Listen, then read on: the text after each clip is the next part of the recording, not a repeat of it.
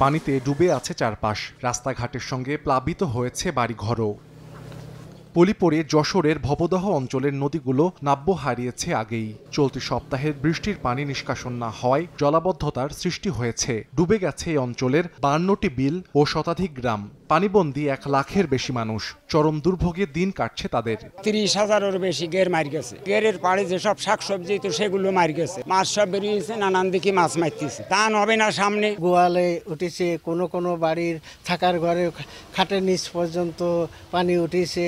হাঁস মুরগির খামার ডুবে গেছে, বিভিন্ন ময়লা আবর্জনা আসে, অসুবিধা হচ্ছে। জনদুর্ভোগ সৃষ্টি হয়েছে, মানুষ চলাফেরা করতে পারছে না, হাট বাজার করে খেতে পারছে না, স্কুল কলেজের ছেলে মেয়েদের যাতায়াতের সমস্যা হচ্ছে। বহু তথ্য উপাত্ত প্রমাণ দিয়ে দেখাইছি। আমরা বলেছি সেচ প্রকল্প আমাদের কোনো পুজোয় লাগবে না, কোনো কাজে আসবে না। এই সেচ প্রকল্প এই 10 লক্ষ মানুষের গালের পরে চাপাই দিয়েছে এই পানি উন্নয়ন বোর্ড। জলবদ্ধতা নিরসনের জন্য নীতিগতভাবে সরকারকে সিদ্ধান্ত নিতে হবে টিআরএম করার এবং তা দ্রুত কার্যকরী করতে হবে। ক্রাশ প্রোগ্রামের আওতায় আমডাঙ্গা খাল সহ অন্যান্য খালগুলোকে সংস্কার করে পানি বের হয়ে যাওয়ার ব্যবস্থা করতে হবে। ভবদা স্লুইস গেটের পাশ দিয়ে কেটে সরাসরি নদী সংযোগের ব্যবস্থা করে দিতে হবে। জলাবদ্ধতা নিরসনে কাজ করার গতানুগতিক আশ্বাস পানি উন্নয়ন বোর্ডের।